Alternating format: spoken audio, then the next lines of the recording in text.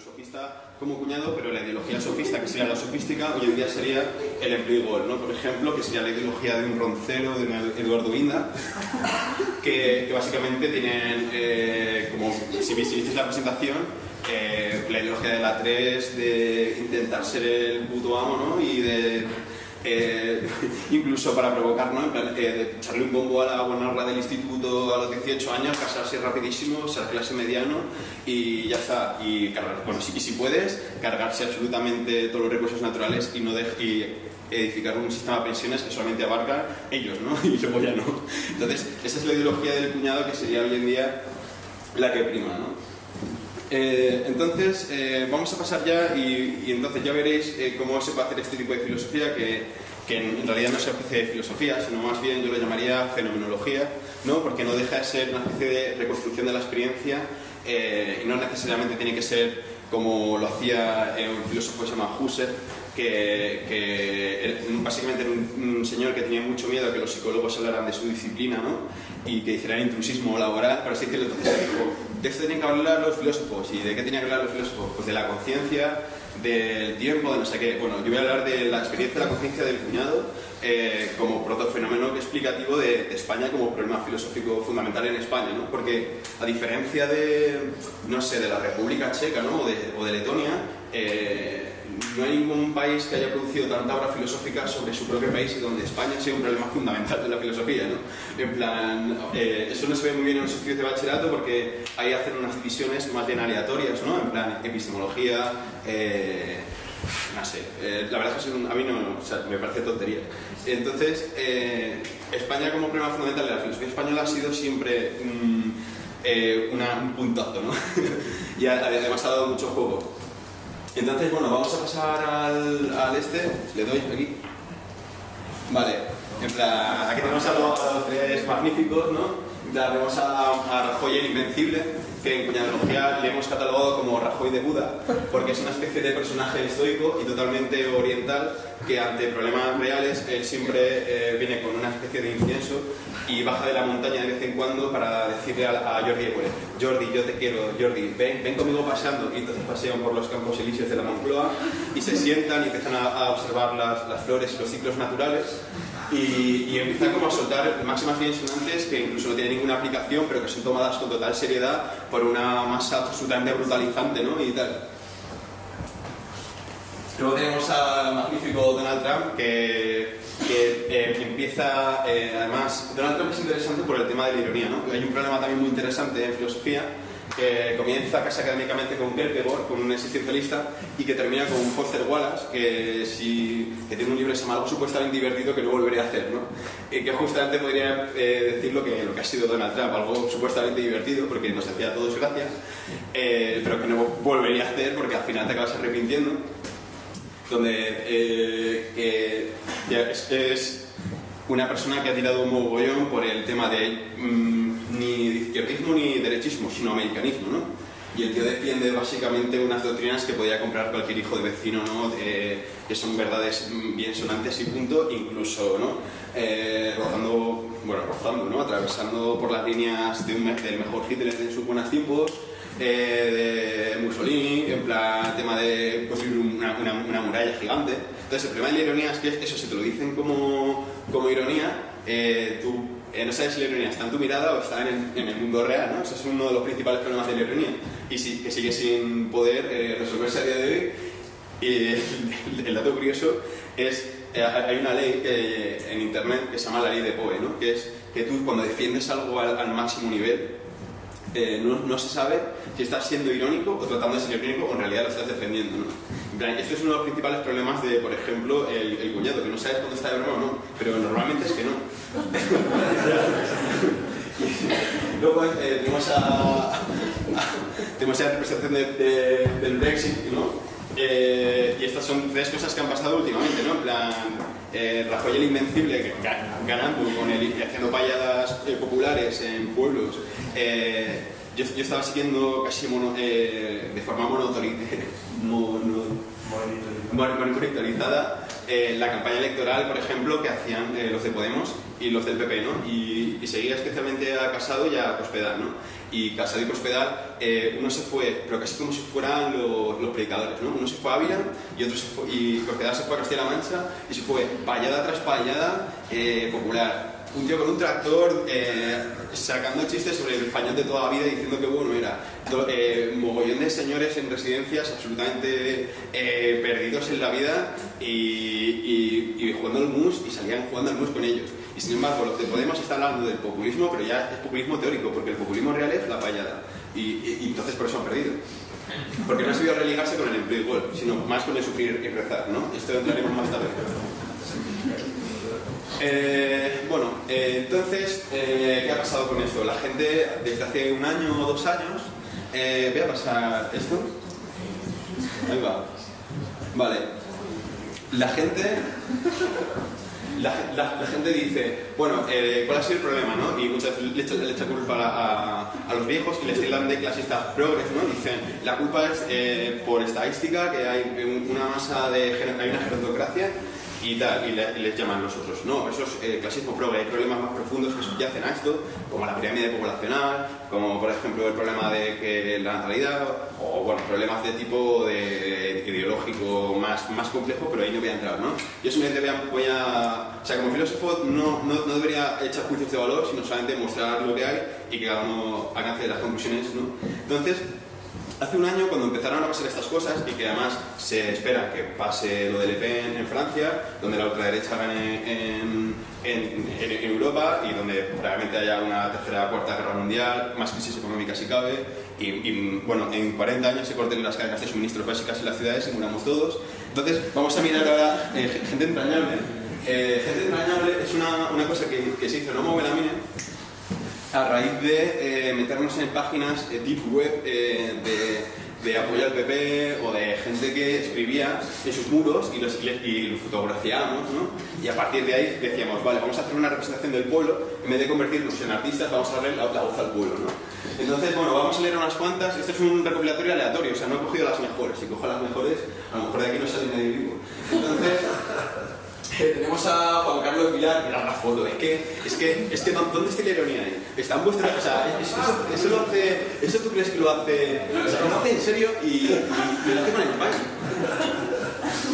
Dice, ya, y después cuando estés en poder manipularás para que disparen a manifestantes tiros en la nuca. De ese modo le echarás la culpa a la oposición y encerrarlos como aconsejantes al gorila Ro y al Homo sapiens de Nicolás Maduro Gorila, ese hijo asesino rojo. 2, merece que te saque los dientes a golpe de culata. Ahora tenemos una señora que es como tú la verías y dices, esta es una persona entrañable, ¿no? A lo mejor. Y es que se lee Superman, no se puede leer, no se lee. Se lee Superman. Dice... Es que ahí tampoco se lee. Aquí se lee menos todavía. No se lee. Dice, es normal que este desecho humano de la Colau opine así. Toda su ida ha estado bailando en cuerda floja entre la legalidad y llevar a las calles, a las puertas de las casas de la violencia. Deja en paz a la derecha su sinvergüenza.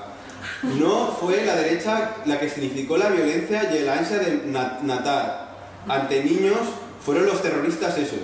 Y ha sido del barrio, con V. En otro comentario dice, ¡del barrio chino! Ahora otro que se llama Melchor Fernández García dice, ¡qué asco de persona! Desgraciado, ¿cómo puede...? Es que no se lee esto, no se puede leer. Dice... no se lee, no se entiende. La democracia, respetar a los demás, si por mí fuera, te echaba de España. A ti y a los tuyos. Esa brutal, ¿no? La cosa es respetar, pero ojalá no te mueras, ¿sabes? Mira, aquí tenemos más... En plan, tenemos a Valentina Canestrelli, que dice, aquí podemos distinguir la mierda humana sin H, el negro, y el facha con 2 cojones. ¡Arriba España!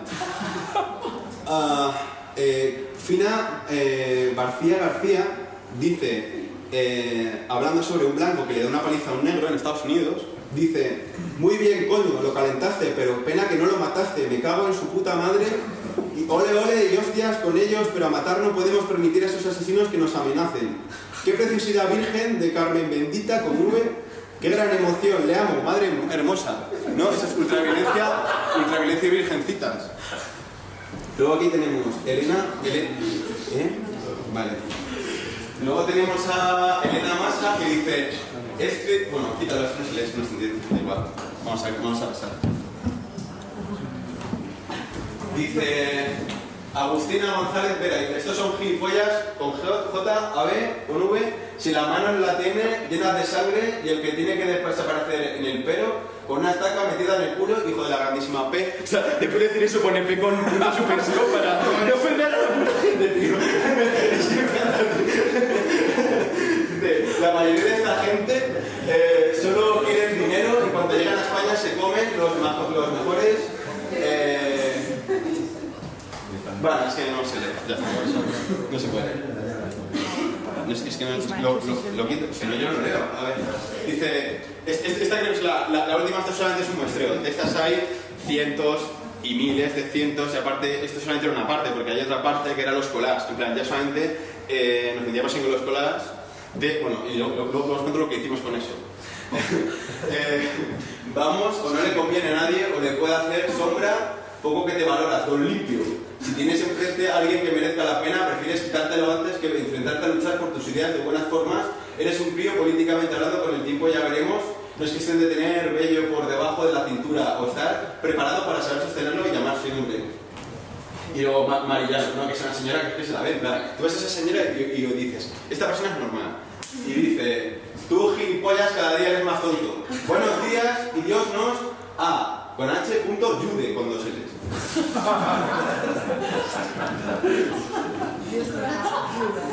Vale, entonces vamos a...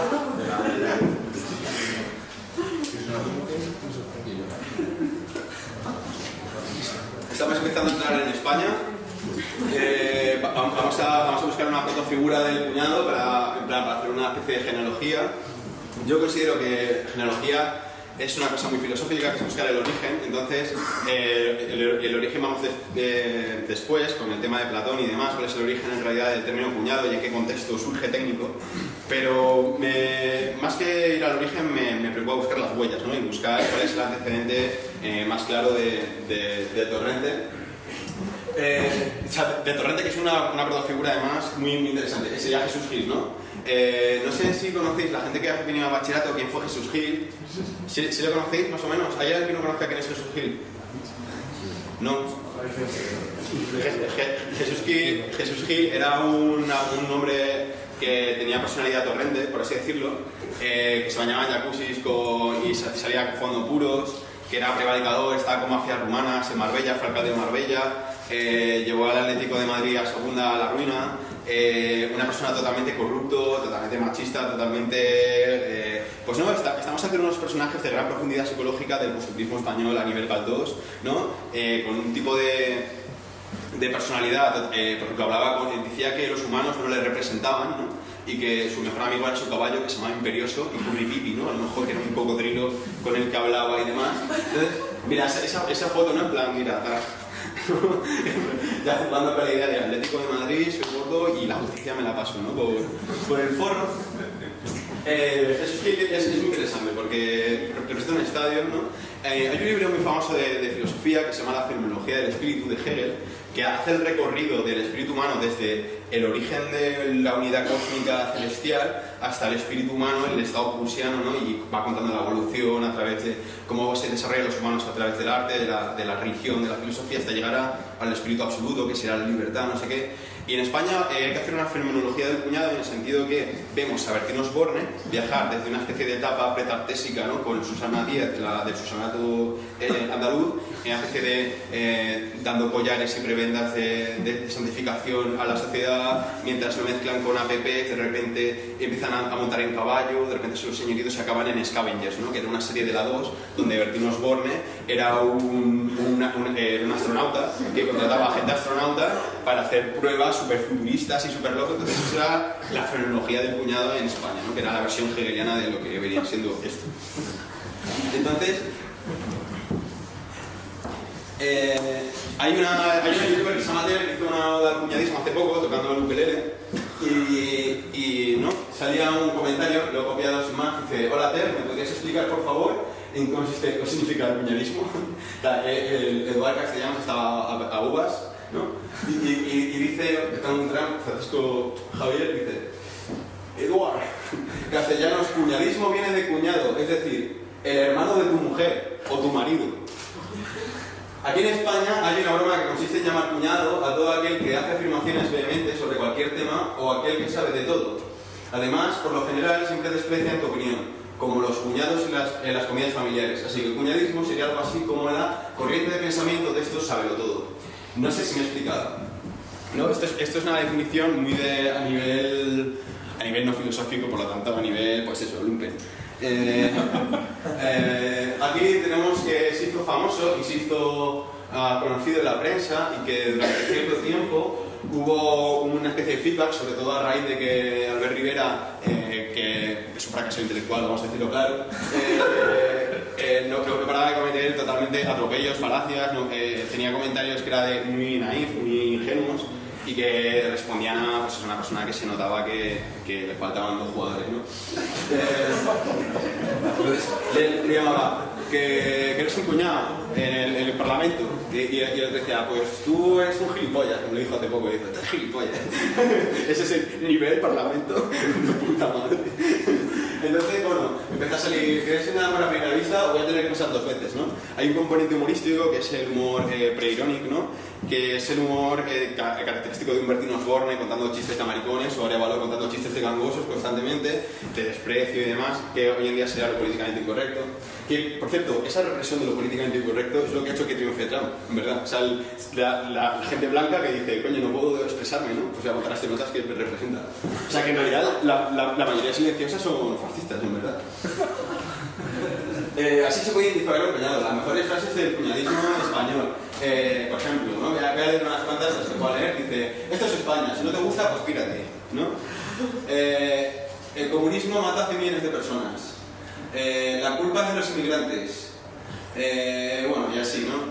Mogollón de estas cosas, en plan de frases fáciles para salir que evitan un análisis a lo mejor más profundo de la situación, o un ejercicio filosófico o incluso de autosacrificio mental que implique, por ejemplo, cierta respuesta automática.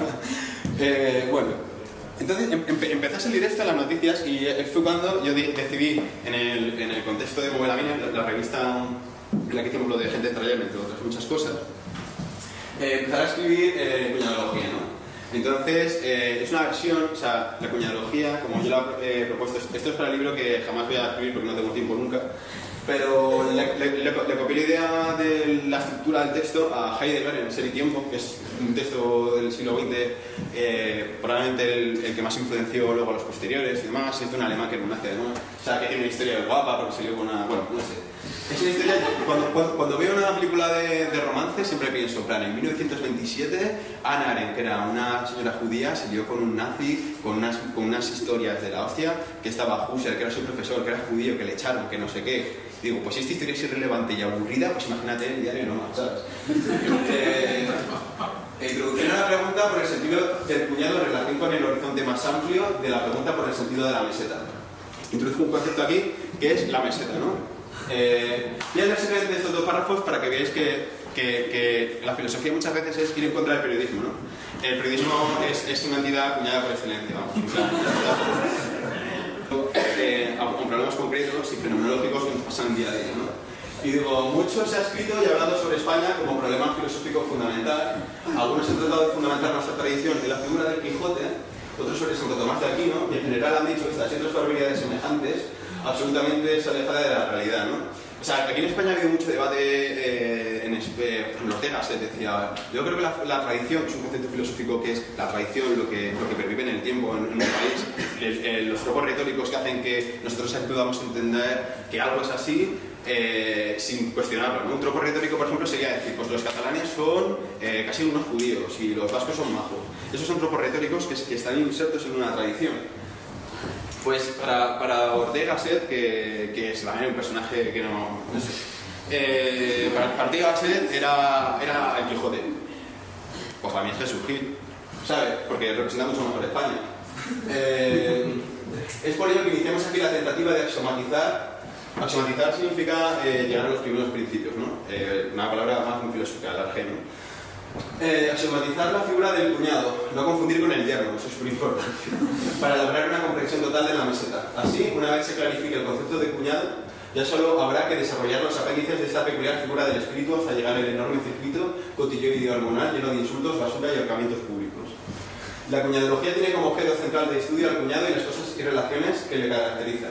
Pero también, en virtud de las propiedades peculiares de estos seres objetos, la cuñadología se preocupa por los modos de acceso a Dios y las mediaciones que lo permiten. Pensemos en objetos tales como las barbacoas, las mesas de camilla, los braseros, Canal Sur, la paella gratis, la declaración de la renta a ojo y los palcos RIC. Por eso hay que decir que la cuñadología es un subcampo de la ontoteología y la última oportunidad de la ciencia para entender al pueblo. Pasamos. Vale, tenemos aquí a Platón. Platón es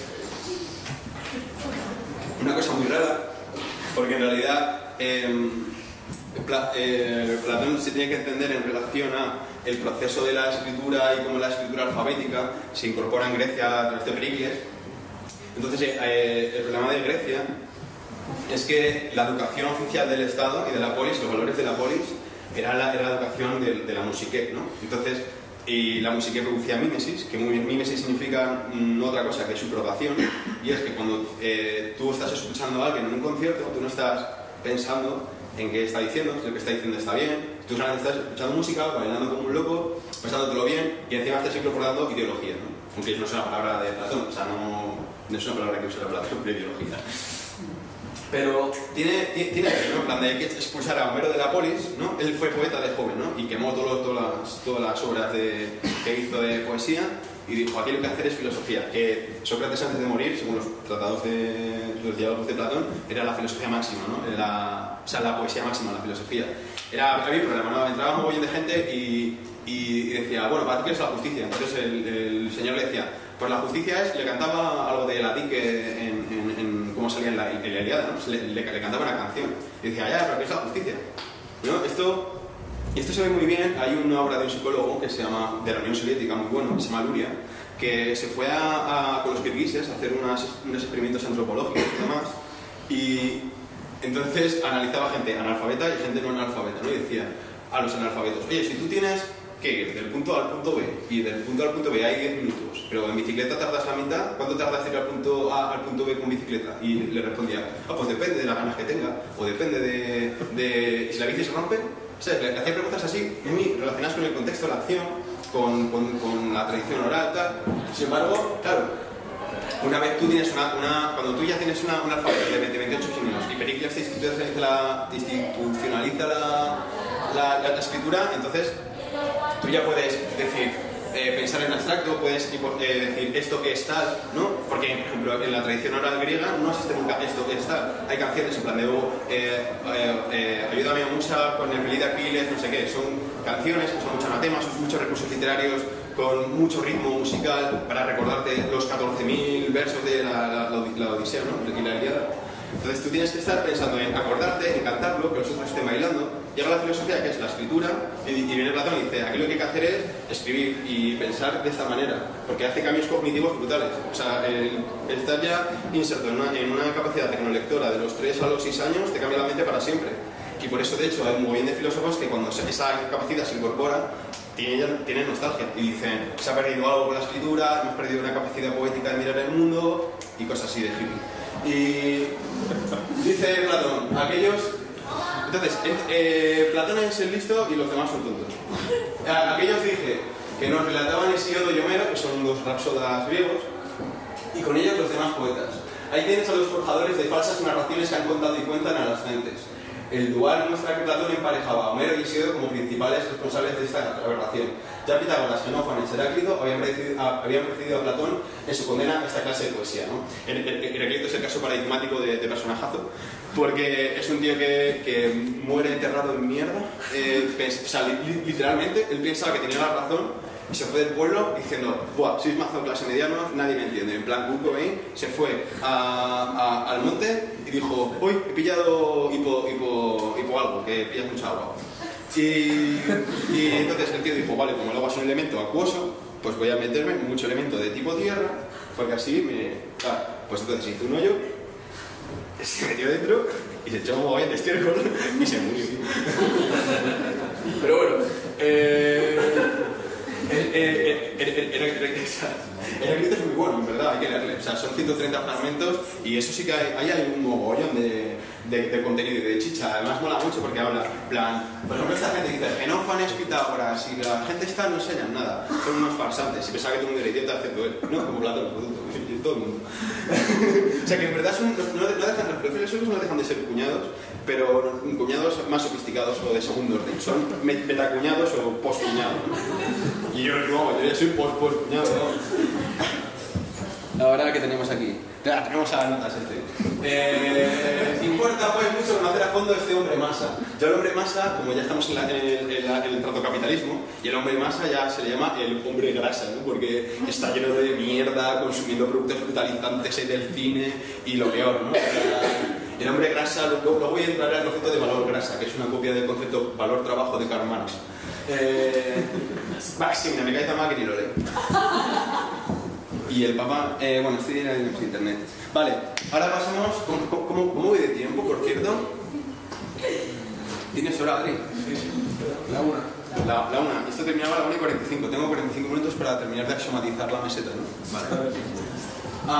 El precariado, ¿no? En plan, ¿cuáles son las condiciones objetivas de conocimiento del cuñado moderno? Yo lo identifico como Internet, y que Internet ha popularizado ciertos hilos de argumentación que son mucho más finos, ¿no? Que no simplemente son los inmigrantes, sino, por ejemplo, el programa de los sistemas de dominación, por ejemplo, de las potencias industrializadas respecto a las que no están industrializadas, y como eso, por ejemplo, produce un tipo de desequilibrio que el capitalismo no puede asumir, porque además produce deslocalización, ¿no? Y entonces ya no se puede decir sin más que Ortega, ¿cómo se llama?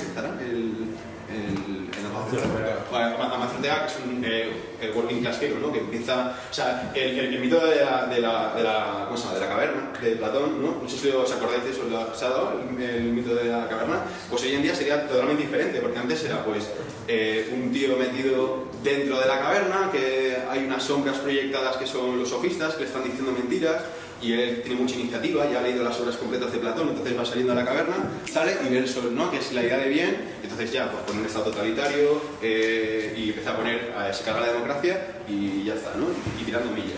Pues eso es el mito de la República en la versión antigua. La versión moderna es Amancio Ortega en un garaje, que no tiene absolutamente nada, pide un crédito. Entonces, como puedes pedir un crédito y puedes tener ideas, pues ya no existe la clase obrera, porque tú puedes, obviamente, salir para arriba de eso. Y entonces ahí están los punkis, los proletarras, los tíos de la sexta noche y demás gente de izquierda, proyectando sombras a Amancio Ortega, pero Amancio Ortega dice: que yo salgo de aquí, como sea, mira, voy a pedir una inversión y tal, contratas 5 señoras gallegas, y ya pues sale, y cuando sale ve, pues ahí como el símbolo de Karl Marx, ¿no? Lo de mercancía, dinero, mercancía, como reproducción de capital a costa de todo, ¿no? Es que eso, el capitalismo es rock and roll, ¿verdad? Entonces el precariado, o sea, que si nos damos en cuenta que vivimos en un sistema que tiene, gracias a Internet, acceso a información mucho más refinada, aunque luego sucede una cosa inversa, que es que la gente se vuelve esquizofrénica, o sea, bastante paranoica, ¿no? Porque hay que atender una cosa importante, y es que vivimos en un mundo tan extraño, en realidad, que mucha gente no puede asumir que las cosas sean así, entonces tienen que buscar un sentido oculto a esa especie de dialéctica para poder asumir que el mundo es una puta mierda, ¿verdad? Entonces, esos son los paranoicos, los de contraperiodismo Matrix, os lo recomiendo. Pero bueno, en principio de Internet pues ha producido que haya mucha gente que va a ser feminista, que antes no que en los barrios, por ejemplo, en mi barrio, por ejemplo, feminista no era nadie. Yo entré en la carrera y empecé a ver cosas en Internet, no pude saber qué era el feminismo. O el veganismo, ¿cuánta gente es vegana porque existe Internet? Antes, ¿cuánta había? Y, en plan, y ahora cuando te enfrentas a un familiar en la cena de Nochebuena y le dices que eres feminista y vegano, ¿con qué cara le vas, no? Y el tío comiéndote: ¡pues tú que te lo pierdes! Entonces, eso es una situación que es muy parecida a la que tenía Sócrates a lo mejor en la Polis, ¿no? Y claro, pues quedas con Sócrates, que era pues el tabán en las cenas, que es que un toca cojones. Entonces, el precariado además se asume como una clase que ha llegado en el tardocapitalismo. El tardocapitalismo es una especie de donde toda la realidad es un supermercado cultural, donde no tenemos nada a lo que compararnos, porque aunque vayas a Vietnam o a Tango, te vas a encontrar a tu colega de San Sebastián ahí con su tripa, con su olor a patata brava y gritando "Uy". Pues entonces eso es básicamente lo que se convierte el mundo. O vas a la selva y lo máximo que te puedes encontrar es un aborigen con una camiseta del Barça, o toda la historia además es una especie de producto ya fetiche, ¿no? Incluso pastiche. La Edad Media como pastiche, ¿no? Ya no te puedes comprar en ninguna época histórica, es todo una especie de grasa, tubos de mierda cayendo por todos lados, toda la gente brutalizada, corriendo de un sitio a otro. Ahí está la frase de Henry Ford, el que vendía coches, decía, todo el mundo va de un sitio a otro sin saber muy bien a dónde, pero yo le quedo en un coche. Está la gente por ahí corriendo, pegándose unos con otros, incluso matándose y tal, pero ahora le vamos a dar un coche y ya toma por culo. Entonces, el precariado llega en este contexto y sabe que aunque estudie, por mucho que se prepare, el mundo totalmente automático funciona de tal manera que no hace falta más trabajadores cualificados. Por lo tanto, que su destino es bien el lumpenproletariado, el precariado, que es directamente una persona que tiene mucha actividad pero no tiene remuneración por ella, entonces lucha por criterios de reconocimiento. Bueno, ya lo veréis. O sea, no hace falta que os explique algo en lo que vais a estar, ¿sabes? Y probablemente, pues, lo paséis mal. Vale, entonces, ¿cuáles son los objetos del precariado? Tampoco me interesa meterme mucho aquí.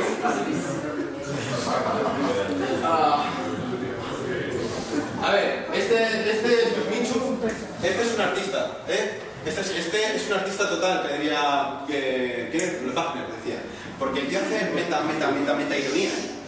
Este, ¿cómo se llama? Este... Luzu. Este es mazo tonto. Este se cree listo para meterse con niños de 13 años. El Geta Gana estudió autónoma filosofía.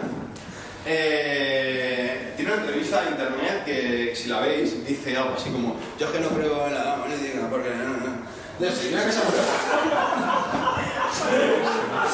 y luego tenemos el Dala Review. Te explicamos el comunismo en 5 minutos y dice: ¿qué es el comunismo? Y la primera página de Wikipedia dice: comunismo es una mierda porque tal. Y es como... Tienen 4.000 millones de reproducciones los cabrones. Y luego yo me llevo de... O sea, bueno, sin más. Esto es... los nuevos sofistas, vamos a decirlo claro, en plan... Y menos mal que los youtubers no se meten a política.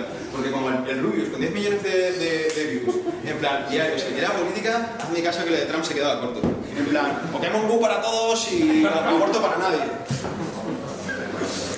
Vale, ahora vamos a pasar a una cosa ya mucho más concreta. Voy a explicaros para jugar con estas categorías, ¿no? En plan, en filosofía siempre manejamos a dos niveles jerárquicos, ¿no? Lo que se llamaría ontología, el estudio del ente, ¿no? Que es cuando un ente es una mesa, ¿no? Esto es una mesa, en principio. Entonces, una mesa es una entidad, ¿no? Tiene una sustancia primera, luego tiene accidentes, bla, bla, bla. Esto es Aristóteles, ¿no? Entonces, pues una mesa, pues a ver, pues es una mesa. Tiene el concepto de mesa, porque es una mesa. Es un concepto, pero no puede haber un concepto de la mesaidad de este proyector. Porque, entonces esto es un proyector, por lo tanto tiene su concepto de proyector. No, pero una categoría es como lo que se usa en el mercado. Una categoría debe ser extensible tanto para mesa como para proyector. Por ejemplo, tener sustancia, eso puede ser una categoría, porque los dos tienen sustancia. Y aquí entraríamos en cosas filosóficas súper complejas, en plan de, vale, ¿y los electromagnetismos tienen sustancia? Pues no, pues necesitamos más categorías, o menos, se puede reducir todo, y al final ya nadie hace categorías hoy en día. Entonces, he puesto que va a haber conceptos de cuñado que refieran a tipos de cuñado concreto y luego categorías de cuñado, ¿no? Voy a poner ejemplos, se puede sistematizar, yo creo, hasta más o menos 82 tipos de cuñado. Yo llevo 82. Os he puesto 5, ¿vale? Anarcocuñado, el anarcocuñado es el típico señor ya que está en paro, a lo mejor lleva 5 años en paro y que tiene ganas de matar a todo el mundo y que cuando entra a salvar está ya medio borracho a las 12 de la mañana y te dice: pues lo que tendríamos que hacer es no matar a nadie y que se jodieran todos. ¿Sabes? Es una persona que ha perdido la fe por lo político, ¿no? Pero para siempre, ¿no? Es una persona ya que su vida va a consistir en entrar en una espiral de alcoholismo y nihilismo hasta la muerte. El facha, esta es una mujer.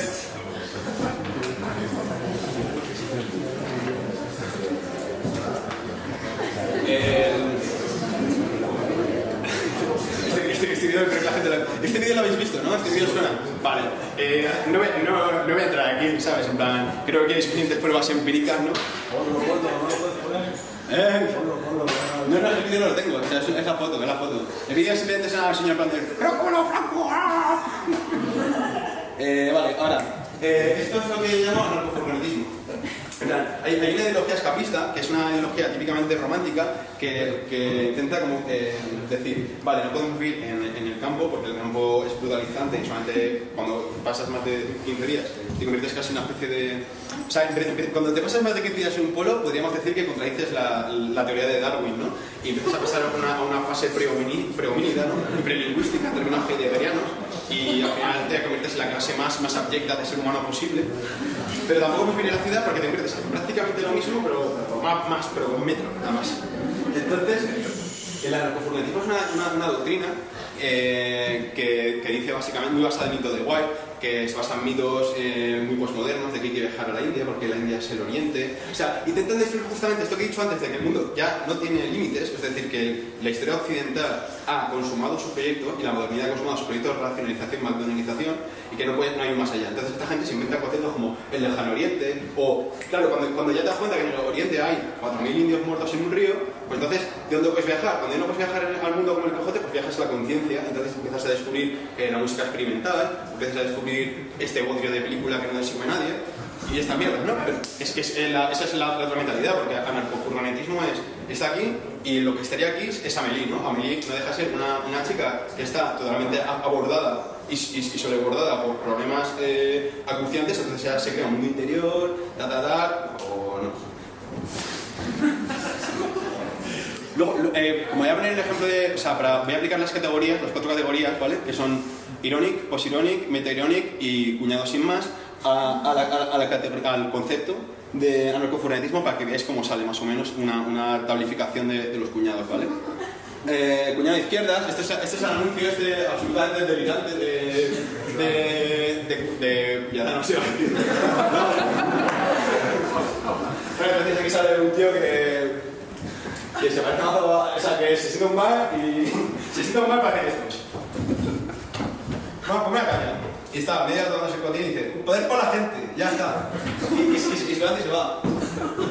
Bueno, el cuñado de izquierdas es básicamente que yo ya no distingo a niveles de pueblo o de ciudadanía, como lo queréis llamar, que ya creo que es casi lo mismo.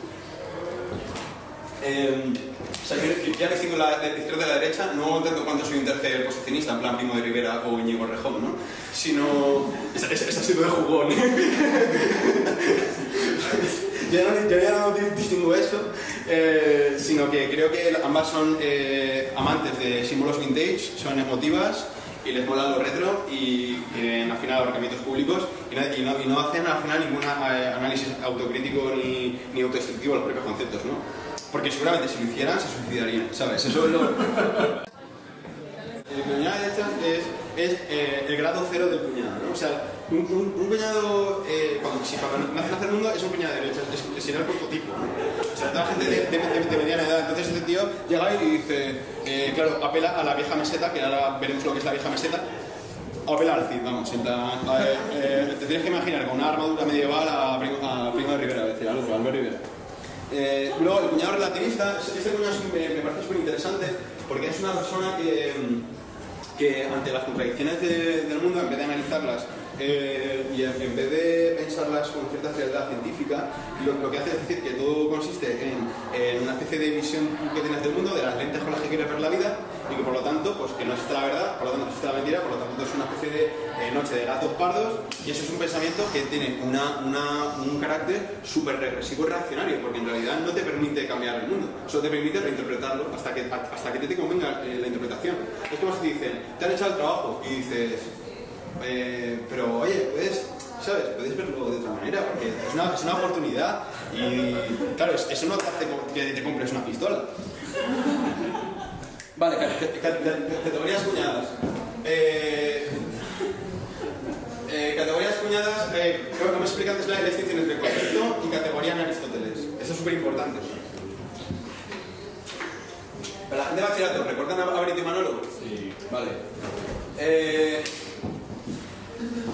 Cuñado normi, ¿no? Es el grado, es lo que he dicho antes, el grado cero del cuñado. O sea, es decir, todo cuñado en principio, cuando tú dices cuñado, refieres a esta categoría, ¿no? A no ser que metas las subyacentes categorizaciones, ¿no? Se muestran por ser personas totalmente incapaces intelectualmente, con muy baja estafa moral, es decir, son buenistas con el entorno súper cercano, pero en general no tienen una moral extendida, lo que llamarían en filosofía una moral extendida al otro, ¿no? Solamente quieren su bocata y a su abuela, que le hace pisto, y todo lo demás básicamente son una especie de enemigos de lo que sea, de la familia, patria, religión, estado, equipo de fútbol. Por cierto, una cosa del fútbol, en plan, no se esto lo digo como proposición, en plan, se ha planteado mucho desde el siglo XVII la separación Iglesia-Estado, pero no se ha pretendido separar el fútbol y el Estado. Y yo creo que ahí sí que hay un tema. Luego el normie, ¿no? Los normies, que esto me encanta, los normies, ya, como son los... Claro, es que este es el cuñado normal, entonces es el normie. Y es, fauna de Facebook, ¿cómo reconocer las normies? Realmente Facebook fue creado para ellos y por tanto lo invaden. Disfrutan de una vida normal y no entienden la ironía o normalmente se oponen a cualquier cosa. Los reconocerás porque comparten cabronazi, fotitos de cubatas, frases motivadoras, ¿no? Eso es un normie. Y pone, hoy hago 3 añitos con mi bebé, con mi gorda, voy a llevar la cimuta y todo. Pues mira, yo sinceramente, que saquen una segunda película a Meni 2 para que tome conciencia de situación real y se pegue un tiro. Luego tenemos a Eduardo Inda. Que es, pues, no sé si lo habéis visto, pero con que solamente hubiese un individuo como Inda, valdría para corromper al resto de la especie humana, te lo juro. Es una piraña intelectual y una especie de... inserta un veneno súper asqueroso y envuelve todo en una especie de mare magnum de sobeces y de mal gusto. No sé, me parece deplorable. Cuñado Ironic, ¿vale? Estamos hablando de otro tipo de cuñado. Podría centrarme en Buenafuente, pero creo que mejor me centro en Ilenia. Y Ilenia tiene un cociente intelectual de 130 y se le nota. Es una persona que en principio yo la seguía bastante porque yo me di cuenta que esta persona no estaba siendo auténtica, ¿no? En plan, luego vamos al concepto de lo auténtico. Tú puedes ser auténtico si tú te comprometes con lo que haces y lo estás haciendo como en plan, como los artistas estos, para ilustrar la diferencia entre lo ironic y lo auténtico, que se lo mete ironic, sería que un pintor que está pintando contra la pared a muerte, eso es auténtico. Porque esto lo está haciendo desde su alma, ¿no? En plan y tal. Y sin embargo, una persona como por ejemplo los artistas contemporáneos que están buscando cómo encajar la pieza para que funcione bien en la historia del arte, en su contexto histórico, en su contexto social, y la gente diga, oh, qué genio, ha criticado la propia idea de arte como no sé qué. Eso es irónico, ¿no? Y de hecho el arte hoy en día es una especie de ironic, hasta que se acaben los fondos. Hasta que la gente diga, ya lo he sentido y se acabe la pasta, que ya ha pasado. Y líneas juega un papel, ¿sabes? Juega un papel, se nota, tiene incluso toques humorísticos que sabe que está jugando un papel, juega a toda la liga, la verdad. O sea, yo admiro a Irene. Y Buenafuente no la admiro, pero también parece que juega a eso. Luego estamos en lo cuñado posirónico. El cuñado posirónico es una persona que es como Ilenia, pero además, habiendo leído muy bien de ciertas cosas, y que por lo tanto es un nihilista y un navajero sin escrúpulos, ¿no? En plan, una persona que ha perdido totalmente la capacidad de juicio, en el sentido de que ella es un reverte, podría ser un posirónico, ¿no? En plan, un tío que sinceramente tiene el juicio podrido y que podría acabar con la especie humana si quisiera, solamente porque odia a los españoles a tomar por culo. Entonces aquí sale Slavoj Žižek, que es un filósofo contemporáneo muy loco, que dice, los posirónicos y memes van a destruir la civilización occidental. Esto tiene mucho que ver con el tema de cuando lo de Trump iba ganando, todo el mundo hacía posirónicos memes diciendo tal, pero que va a ganar, ¿sabes? En plan, es que no hace... O sea, hay un momento de la risa contemporánea que no es una risa como contrapunto de la tragedia, sino que es una risa todavía más jodida, porque no deja que aflore la tragedia, sino que ya es como una risa que se te corta y dices, vale, vamos a morir, ¿sabes? Luego tenemos aquí el meteorónico cuñado. En plan, el meteorónico cuñado es una persona que es auténtica y no se define justamente por ser cuñado, pero que sí que alberga el cuñadismo dentro de sí, ¿no? Esto es lo que yo llamo el panteón friki. Y como panteón friki es algo separado del cuñado en tanto contenido, no en tanto forma. Tenemos la punsitología es básicamente ciencia para la clase media, para que sientan que han aprendido algo sin tener que haber hecho el ejercicio de haberlo leído, por lo tanto es ideología. Es casi ciencia como autoayuda, ¿no? Que es un insulto a la ciencia, un insulto a los que lo leen, y Punset, o sea. El Rubius es justamente el VTuber apolítico por excelencia. Es el que sabe de marketing y el que ha dicho que quiero tener un target que son niños ratas, gente que esté hasta los 18 años jugando en Minecraft y no quiero meterme en historias. Por eso es un meteoric, porque en realidad no se mete en contenido político. Simplemente hace su mierda y tú sabes que es un puñado en realidad. Luego tenemos aquí gente incluso que tiene una vena más artística, más transversal, que podrían incluso ser pues eso, grandes artistas como Carlos Arguiñano. De hecho, Carlos Arguiñano, yo quería fundar la ciencia, la Carlos Arguiñanología, igual que eso lo llamo Punsetología. Luego tenemos a Fran de la Jungla, que también es un tío bastante cuñado, que es auténtico, el tío lo hace, quiero cuidar a los animales, pero luego suelta unos comentarios que no tienen el menor sentido. Este es el Panteón Friki. El Panteón Friki se opone a lo cuñado de cierta manera. También, porque al final es la España de siempre y buena, ¿no? Y el cuñado es VIP. Vale, España. Lo metemos a... ¿Cuánto queda? En plan, ahora simplemente voy a... Menos fuerte. Media hora, vale. En plan, como ya he puesto una introducción general a la cuñadología. He puesto una topografía de los cuñados, una tipografía de los cuñados, unas categorías de los cuñados. Ahora vamos a analizar otro tipo de categorías, pero que son casi geográficas o espaciales, que tienen que ver con la idea de España y con la idea de meseta, ¿no? Entonces aquí se van a ver no solamente ciertas fronteras geográficas que condicionan fuertemente al individuo, ¿no? No hay libertad, ¿no? Hay meseta. Si eres una meseta, vas a ser de un tipo. O sea, a no ser que leas porque tienes una infancia mal digerida o lo que sea.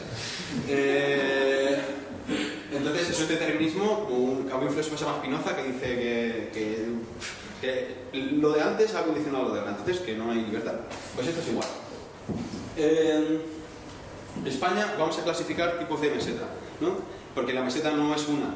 En plan, hay una cosa que dice Aristóteles, que dice el ser se dice de muchas maneras, pues habría que decir, la meseta se dice de muchas maneras, ¿no? Entonces, bueno, esta es una página que teníamos llamada Terciopelo Rojo, donde hacíamos fútbol, ficción y tal, que era una página que era la mejor del mundo y solo tenía 300 likes, no pasa nada. Tenemos aquí elementos de la meseta vieja, que esto era la conspiración de la meseta. Tenemos aquí el falso 9, secuestrado por la democracia. Luego a Florentino Pérez, que es justamente programando a Ana Pastor, lanzándote datos objetivos a la cara, en la objetividad. Claro, y eso tiene eso es cuñado porque la objetividad de las encuestas, o sea, tú lo que no puedes lanzar es datos objetivos de encuestas a una ciudadanía que no tiene ni puta idea de lo que es una encuesta, ni cómo se hace, ni nada, porque eso es antidemocrático. Entonces, te pongan talleres en todos los parques ahora mismo, o sea, que quiten las iglesias y pongan talleres de cómo se hace una buena encuesta, para que la gente que sepa cómo que va a votar. De hecho, es sorprendente que la gente no invierta más, o sea, que no pongan un laboratorio de ciencia en cada pueblo, y si vaya para una iglesia. Luego sale Pipe Estrada como elemento anárquico de transición entre las dos Españas, totalmente desnudo, ¿no? Luego tenés la vieja meseta, que sería la meseta, que eso apela a la Inquisición casi, y luego pues al presentador, que es un... ¿Cómo se llama este presentador? Se me ha sonado el... Pedrerol, eso. Pedrerol es un personaje... Bueno, y Bertino Osborne en Scavengers, ¿eh? Porque es eso. Vale. El concepto de mitología total...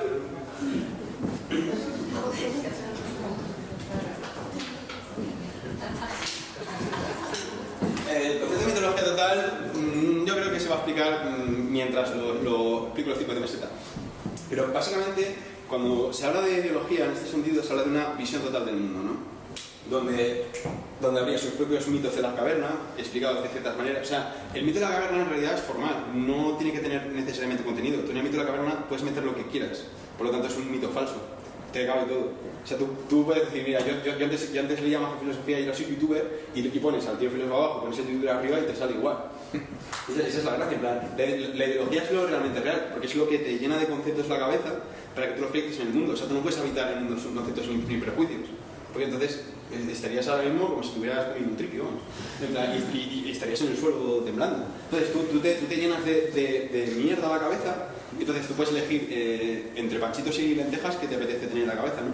Y normalmente son panchitos, por eso es valor grasa, ¿no? Porque, digámoslo claro, hay cosas que son lentejas y cosas que son panchitos. Y ciertas ideologías son panchitos. Qué raro, lo estoy explicando. Es que como me han dicho que era de bachillerato, no va a ponerme a explicar a Marx, que estaría muy bien, por otra parte. No, mentira. Que, bueno, eso es Jesús Gil con las mujeres. El de abajo, no sé si lo veis por ahí. Es que esa es la foto magnífica. Bueno, luego es que dejo esta foto para que veáis el sentido.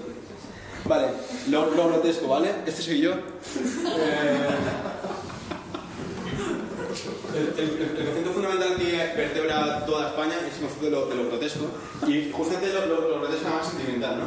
España es una comedia y debajo hay un nivel de tragedia brutal y lo que articula es un pensamiento absolutamente mágico, ¿no? En plan, entre la comedia lo que es todo cuando ves la tele, en plan, esto es verdad, o sea, es que es muy realista.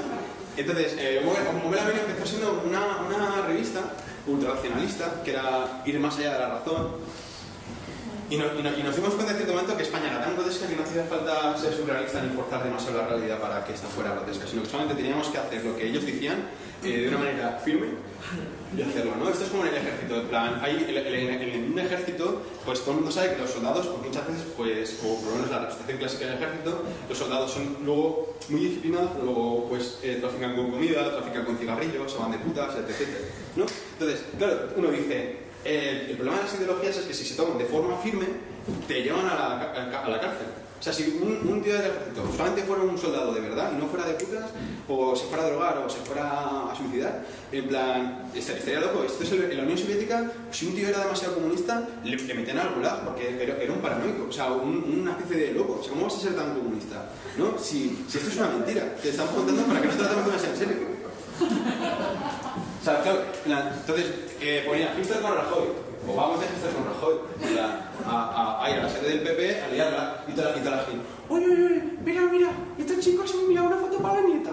Y venían a hacer fotos con nosotros, y vino toda la prensa, pero luego cuando se retiraron las elecciones, cogimos todos los collages que hacían ellos, en plan estos grotescos de cielos ahí con estrellas en Paint, con un perrito, y ponía un corazón con la cara de Cospedal. Cogimos ahí con las pancartas y repartiéndolas ahí, y se formó una especie de mundo espeluznante, de ultraestético, pastiche kitsch, rarísimo.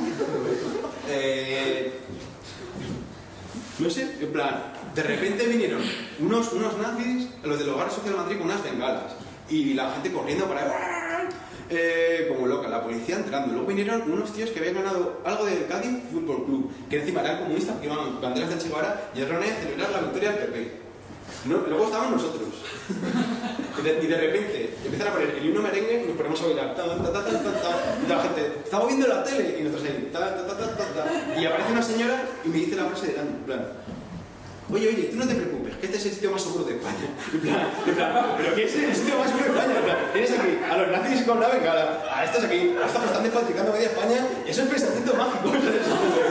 ¿Cómo le dices? O sea, pero chamanístico casi. En plan, eso es de chamán. Bueno, cuento esto es una anécdota graciosa porque les está... ¡Buah, esto! Este es el panteón reunido del panteón de los 4 categorías de cuñada, ¿no? ¿Os acordáis que la ABC puso España exige gobierno? ¿No? Y puso fotos solamente de hombres de 50, 60 años, blancos, así, súper serios, ¿no? La España real exige gobierno, se llamaba. Entonces, esa es la España real, niño, y sale Maduro, hay como y Franco aquí, Willy Toledo es un representante muy carismático del cuñadismo de izquierda, pero no puede entrar ahí. Lo grotesco también, está ya en los museos contemporáneos de arte de Nueva York, en plan, no... Y lo dice una señora con Alzheimer, o sea, es que me parece sublime. Es como la de... Es que, bueno, no... O sea, yo creo que todo el arte del siglo XXI, esta va a ser la hora que más se recuerde. O sea, yo trabajé en este museo durante un año entero y era guía de esto. Era todo eso, este nivel. Meseta, vamos. ¿Te queda poquito ya? Meseta vieja, mira, es que no trata ni lo explique, voy a explicar qué cosa. La meseta vieja es lo que se llama la autoteología de Basilio y Mantilla, que tiene elementos religiosos, ¿no? Y típicamente de toros y de cultura tradicional, ¿no? Entonces es casi como la tradición oral, casi es tradición oral. Por eso, justamente es una... Platón habla del cuñado porque se está inventando la escritura en ese momento y Ortega se habla del hombre masa porque vienen nuevos, o sea, porque la gente era analfabeta y empezaron a leer y a escribir, no por otra cosa. O sea, hay una especie de paralelismo entre la situación en contexto de Ortega y Gasset y la de Atenas, o sea, que vamos a ver por el siglo III a.C. Ahora vendrá Aristóteles. Tecnomeseta, Tecnomeseta voy a separar el modelo Susanato con el modelo florentino, ¿vale? El modelo florentino, aquí vemos la foto gloriosa. En plan, esta foto de aquí me parece que es muy paradigmática y abre la veda a un concepto que es el concepto de palco del Bernabéu, ¿no? El concepto es como el ojo de Mordor, por así decirlo. Donde se juntan todos los poderes fácticos en real, ¿no? Lo que se llamarían los grandes de España. Y ahí ves ese choque de mano y... eso me parece... Luego el tema de LinkedIn, la gente de LinkedIn es gente que vive en este grotesco mundo donde ya las profesiones van a poder ser automatizadas y donde va a haber mucha gente que sobre, entonces tienen que enmascarar y sobresaturar demasiado el tema de lo profesional, en plan, y al final es un postureo en plan de el currículum, lo curricular, lo serio, lo pulcro, tal, ¿no? Como si la única forma de vivir la vida fuera pasando por el tema de lo mundano, por el tema de la burocracia, por tal papeleo, por tal, y ya está, ¿no? Y luego lo peor es que esta ideología, que parece tan formal, pega muy bien con la ideología del budismo, por ejemplo, que no dejaría de ser en plan de medita un poco, pero luego para que te vayas a trabajar, ¿no? Y luego cuando estés tan cansado te metes un chute de coca, porque eso es así, porque toda la gente de LinkedIn es pragmática, tiene unos índices de consumo de cocaína y de frutas impresionantes. Hay una documental, Inside Job se llamaba, brutal, pero bueno, el juego de Wall Street, que es una película un poco fallida, pero que apuntaba bien, ¿no? En plan, es un tema. Luego también eso, de que hablan los LinkedIn, ¿no? La gente de LinkedIn lo gana de gilipolleces. Están todo el día viendo, en plan, pues, fútbol, que es un arte brutalizante. O sea, a ver, yo no respeto a la gente que ve fútbol, ya está. El modelo Susanato es un... A ver, esta de aquí es una foto paradigmática, ¿no? Porque es la foto que usó el gobierno estadounidense en la mitad de la Guerra Fría para crear el modelo DARPA, que es el modelo que hoy en día tenemos en Internet, ¿no? El Susanato es un modelo que ha combinado, que es lo que ha hecho el gobierno del PSOE en Andalucía, por otra parte, combinar una fuertísima inversión en ciencias punteras, totalmente desconectadas de lo social, mientras que también metía mucho dinero en folclore para el turismo. Y ese modelo ha creado un monstruo que básicamente se puede ver en el Virgencitas Go, por ejemplo, ¿no? Que era, o Cofrades Go, que era busca tu confesionario más cercano. O una especie de mezcla, o sea, una mezcla de rituales que se remontan a la edad de piedra, de la polca, combinando ritos pretartésicos casi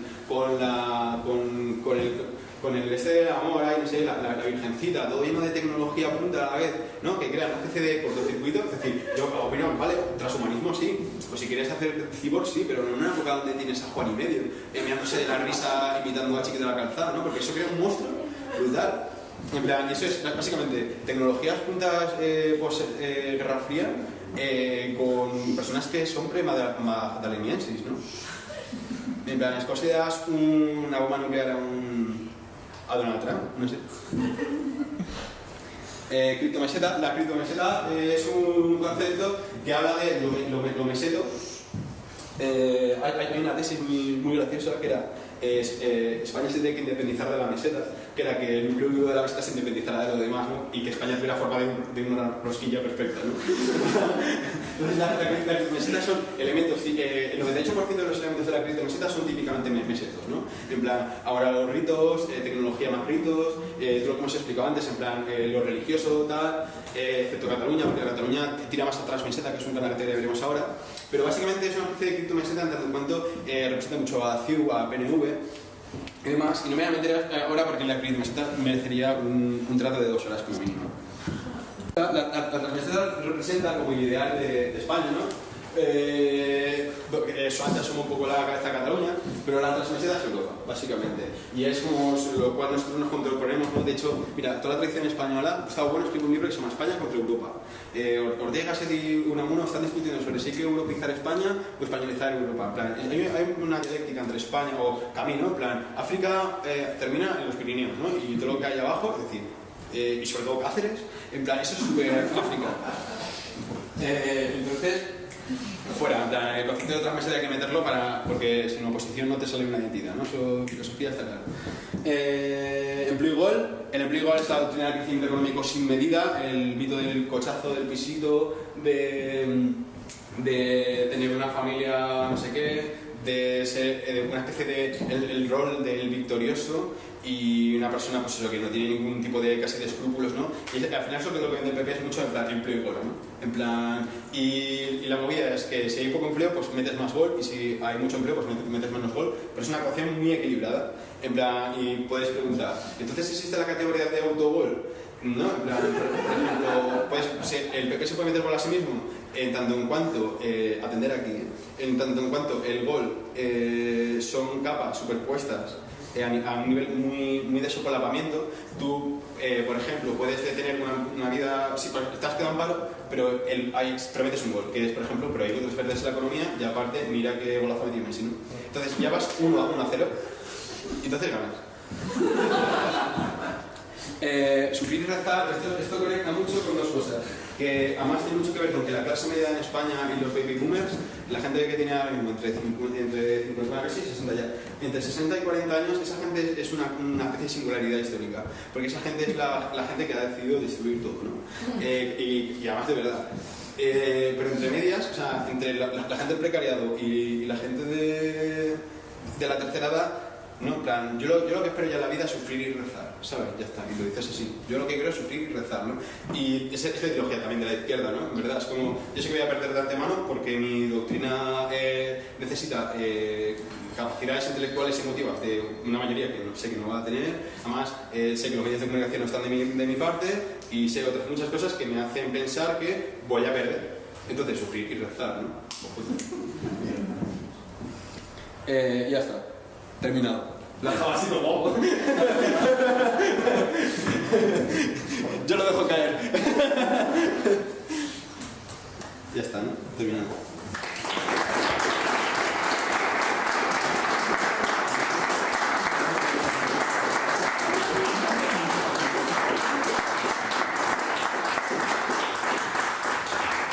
Ahora, yo qué sé, se abrirá turno de preguntas, ¿no? O algo así, sí, no sé yo cómo funciona esto. Ahora tengo una pregunta. ¿Alguien tiene alguna pregunta o algo así? ¿O quiere decir algo? Yo sí, por ejemplo. Venga, pues Me gustaría saber cuántas horas de televisión viste hasta que empezó a tomar forma todo esto. Quiero decir, ¿por qué programas transitabas un poco? A ver, yo cuando era pequeño me quedaba hasta muy tarde porque tenía insomnio viendo Crónicas Marcianas. Vale. Y entonces ya... Y luego, además, Crónicas Marcianas fue sustituida por Buenafuente y ya dije, uy, ya entonces categorías hay. Luego los Simpsons, no sé, mira, solamente con ver los Simpsons, o sea, hay dos cosas que puedes descubrir Occidente con ellas, que son la Biblia y los Simpsons. Porque es las únicas dos cosas que solamente viendo eso ya sabes todo lo que va a pasar, ¿no?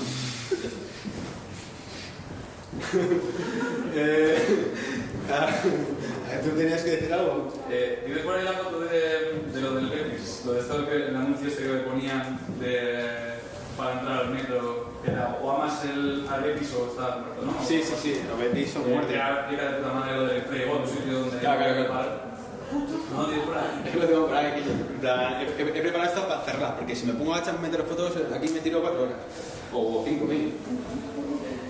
¿Alguien quiere decir algo? Animarse a hacer una pregunta, si ya que sé, luego se me parece.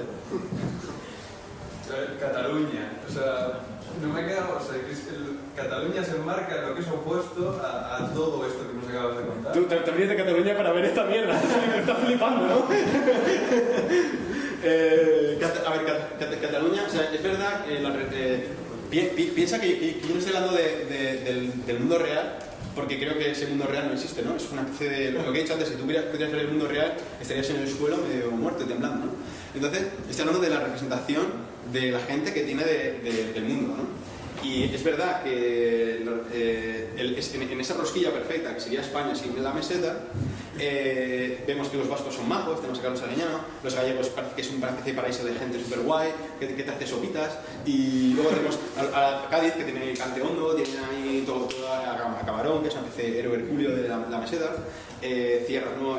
Valencia súper meseta, Pero Cataluña al final tiene esa percepción de que son unos judíos raros que, ¿sabes? En plan, una especie de tacaños, que creen irse a Europa. Y no estoy seguro hasta qué punto Cataluña es una especie de...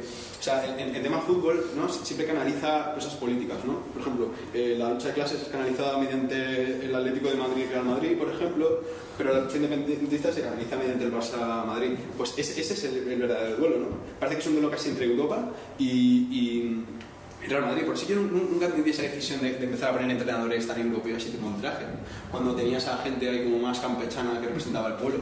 Porque está claro que el Atlético de Madrid lo supo bien, ¿no? Puso al Cholo Simeone y puso discursos partido a partido, y al poco tiempo apareció Pablo Iglesias, ¿no? Rompiendo con el bipartidismo, igual que el Atlético de Madrid rompió con el bipartidismo futbolístico, y ya está, ¿no?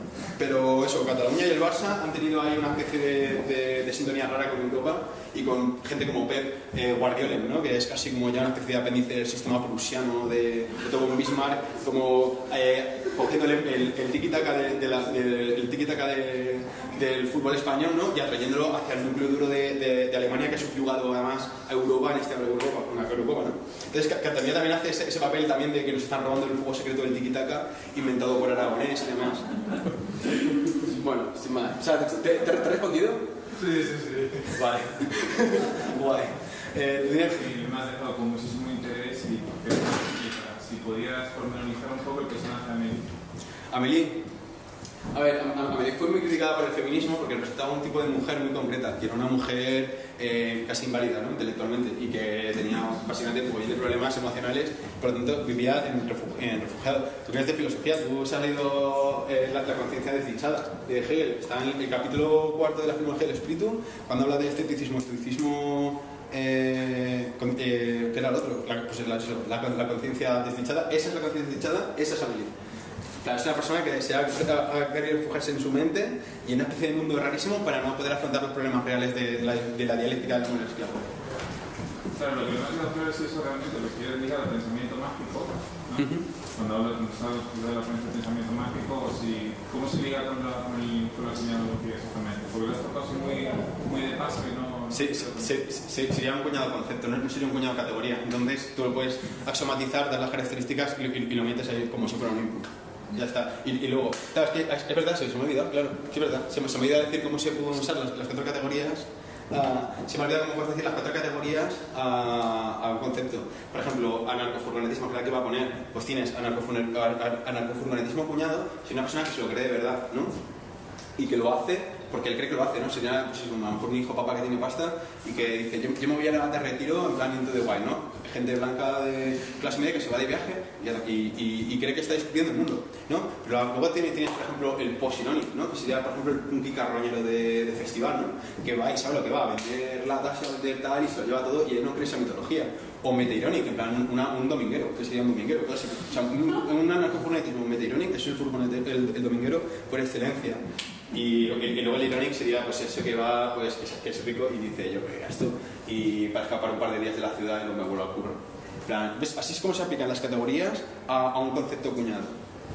Porque sí te salen, o sea, más o menos con esas 4, con las categorías que he hecho de ironic, pre-ironic, meta-ironic y normie, te salen más o menos cuando metes un Amélie, pues te tendría pues, una Amélie de la más Amélie meta-ironic, que sería la propia Amélie, a una Amélie, que sería una Amélie paradigmática ahora mismo. O sea, ponme ejemplos de Amélies, que es que tenía un mogollón. Por ejemplo, hay una película que se llama Olvídate de mí, que está protagonizada por Kate Winslet. Ese, por ejemplo, es un tipo de Amélie, pero es un tipo de Amélie pues irónico, porque es la punk girl que siempre lleva la relación, ¿no? Y es como un hombre muy aburrido de clase media que tiene un trabajo de mierda, llega una chica a arreglarle la vida y luego más chicos son gilipollas y demás. Ese, por ejemplo, sería un tipo de personalidad Amélie. Pero no sé, ya digo que me he salido de contexto y no me he puesto a diametralizarlas todas, ¿sabes? Aunque algún día lo haré. Cuando sea viejo, ya. Y queden 4 humanos y van en un búnker, pero bueno. ¿Alguien tiene alguna otra pregunta, algo?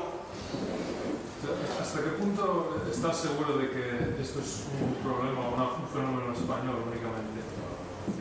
Que no pueda ser extrapolado a otros países. Esto es una cosa que yo me sé, en plan, esto como lo llamamos etnofenomenología, ¿no? Porque no deja de ser una fenomenología étnica, que tiene que ver con una etnia. Entonces, pues que si les mola esto, que lo hagan en Francia. Pero yo, como no sé, soy francés, para esto tienes que ser de tu tierra. Pues si tú no has visto o sea, si tú no sabes cómo se ha creado tu generación, las tres generaciones que estaban viendo Sabarín en Galicia, pero aquí estamos viendo Dragon Ball, pero había una dialéctica entre Dragon Ball y los Teletubbies, por ejemplo, y cómo influencia eso, y cómo hubo polaridades diferentes de cómo se creó la gente, pues entonces es súper complicado. O sea, es muy complicado meterte en otro lenguaje, como diría Wittgenstein, en plan, meterte en otro juego de lenguaje. No sé qué te metas de verdad. Pero sí, o sea, que sí, que se puede hacer en otros países, supongo. No sé. A lo mejor en Canadá no, a lo mejor en Islandia no, porque son normales. ¿Alguna otra pregunta?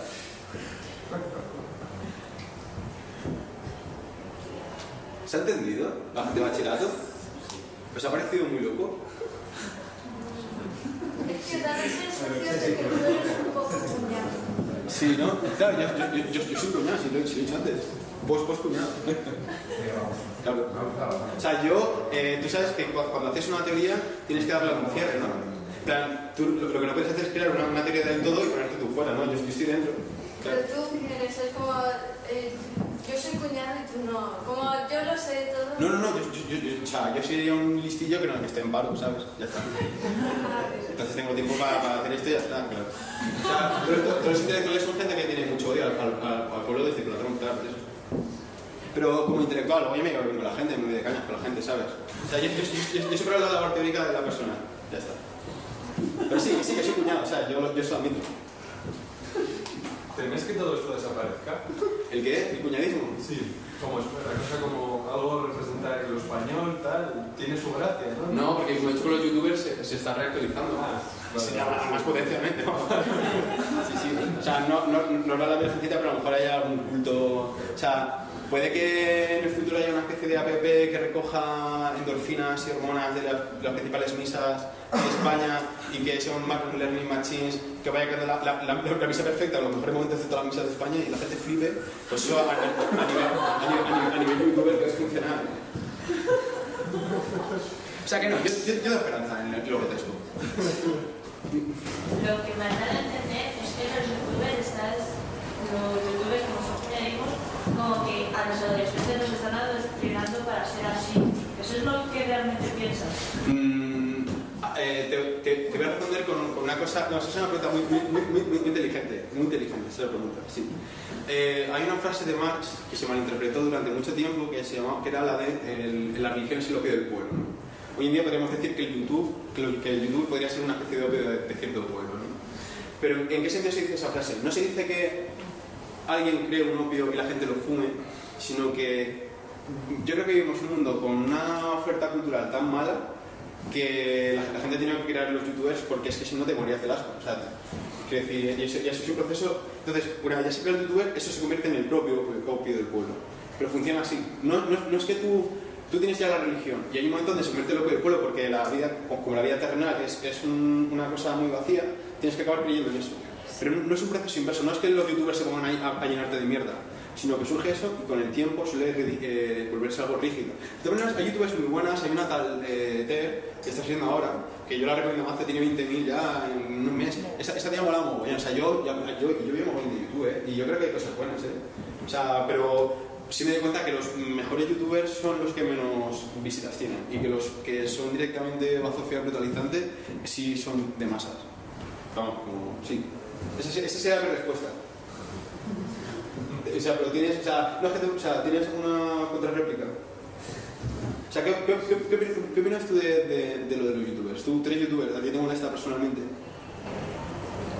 A ver, sé que a veces hay algunos youtubers que, como tú dices, venden cosas que no tienen sentido. Pero también hay que como analizarlo, porque muchas veces sí que te suelen enseñar un poco de filosofía. O sea, no todo lo que venden es malo. Claro. No, sí, yo con eso estoy súper de acuerdo. O sea, yo solo hago una capa espada. Internet es una muestra clara. Internet es la demostración de que realmente cuando tú ofertas contenido de calidad y contenido basura, al final la gente mayoritariamente elige contenido basura. Internet es una fuente de comunicación a la que accede cualquier persona y está demostrado que los peores son los que más seguidores tienen. Bueno, eso se ve muy fácil en la historia del cine. En plan, el cine podría ser un arte brillante porque combina sonido y imagen. Y sin embargo, ¿qué quiere la gente? Pues tiros, tal, entonces ¿qué le necesita a la gente? Pues basura contra el campo, ya está. Claro, pero por ejemplo, el cine se supone que en televisión te pone un poco lo que quiere el director de esa cadena. Pero en internet la gente puede acceder a lo que quiere. Ya. Y lamentablemente lo que busca, lo que está demandando, lo que más demanda, pues ya sabemos lo que Claro. Pero bueno, yo creo que justamente Internet es un progreso respecto a la televisión por eso. O sea, que aunque siga habiendo mucha demanda de culoteta y que es un concepto técnico de la cuñadología, claro, violencia y tal, sí que con Internet estoy viendo que hay mogollón de gente que sí se está volviendo mucho más feminista, está empezando a estudiar cosas de ecologismo, de veganismo, cosas de... En plan, sí que hay, en Internet veo que por lo menos hay una especie de grietas, ¿no? Donde escapa mucha gente que en la televisión no la sabía. ¿Sabes? Y esas grietas que busca Internet me parece que justamente se están haciendo cada vez más grandes y que ya se empezó a ver con ciertos movimientos sociales cómo Internet ha sido clave, pero yo creo que de aquí a 50 años Internet es quien lo va a explicar explicativamente muchísimas cosas. Yo quería saber un poco cómo ves tú lo último que ha dicho Zizek sobre Estados Unidos, las elecciones y no tampoco que sea positivo, pero que no es tan malo que haya ganado Trump. Hasta cierto punto. A ver, la posición de Zizek es yo creo que bastante ingenua porque él cree que porque Trump se vuelva ahora de derechas se van a redefinir las dos corrientes políticas y que por lo tanto va a haber una especie de polarización de la izquierda y la izquierda va a ser más Bernie Sanders. Pero eso me parece súper ingenuo. Lo que va a pasar va a ser lo que ha pasado históricamente en los pueblos árabes, que es, hay una izquierda y dos derechas, una muy tradicional y una muy liberal, pero no deja de ser derecha, entonces a la izquierda se la cargan y al final parece que es una posición entre Estados Unidos y los talibanes. Y eso es lo que va a pasar en Estados Unidos, seguramente, y por lo tanto es una putada que haya ganado Trump. Esa es mi opinión.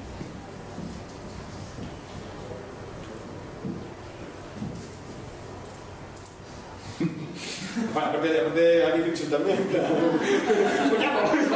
Alguien se levanta por el fondo y dice ¡fascista! No, venga, bueno, yo solo quería expresarte mi increíble admiración total por el performance que acabas de hacer en todo su contexto, o sea, en el Museo Etnográfico, ante una caterva aquí de desconocidos, muy heterogénea, unas clases de bachillerato que yo creo que se han quedado en el culo torcidísimo ante lo que estabas contando, pero ha sido un performance, pero absolutamente alucinante. Es una pena que no haya sido grabado. Sí, está siendo grabado. Sí, lo vas a subir a Spamine, que me meto un canal, por ejemplo, de ayer y lo de hoy, ya me hago youtuber, ¿va? Y nada, pues sí, darte la enhorabuena. Espero que sea junto a Alex Homo la segunda maravilla, pues, la obra de salarización, no sé cómo decirlo. Muchas gracias. A ver, últimas preguntas antes de comer. ¿Alguien tiene algo? ¿En serio nadie me quería insultar? Para allá al fondo, bueno, por ejemplo, tiene que decir algo malo.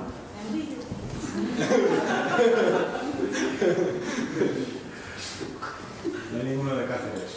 Joder, macho. O sea, no hay nadie que se siente identificado con nada de lo que he dicho y que diga, qué cabrón, me gusta el fútbol, eres una mierda. ¿Nadie? A mí, Sí.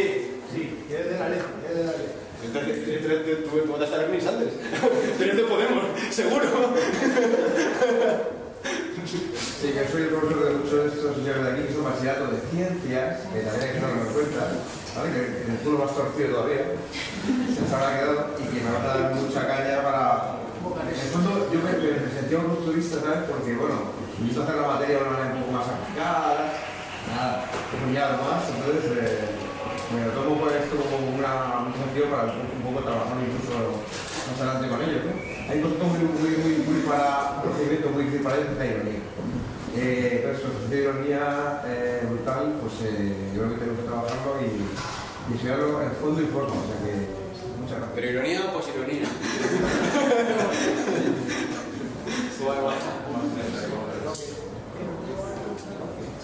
Pues cerramos aquí ya. Cerramos aquí la performance, como dice el compañero.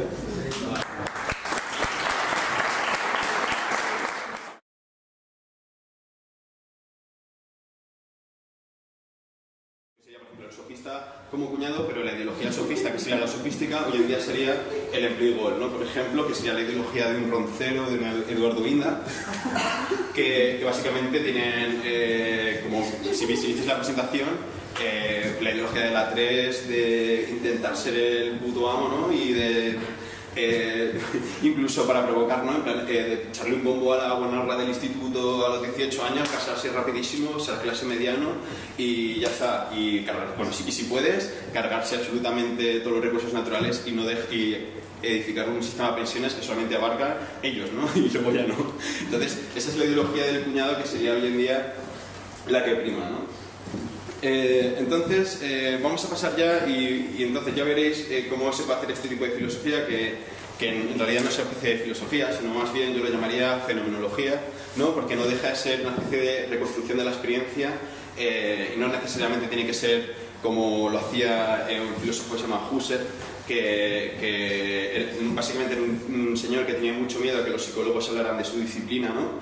Y que hicieran intrusismo laboral, pero así que entonces dijo, de esto tienen que hablar los filósofos. ¿Y de qué tenían que hablar los filósofos? Pues de la conciencia, del tiempo, de no sé qué. Bueno, yo voy a hablar de la experiencia de la conciencia del cuñado como protofenómeno explicativo de España como problema filosófico fundamental en España, ¿no? Porque a diferencia de, no sé, de la República Checa, ¿no?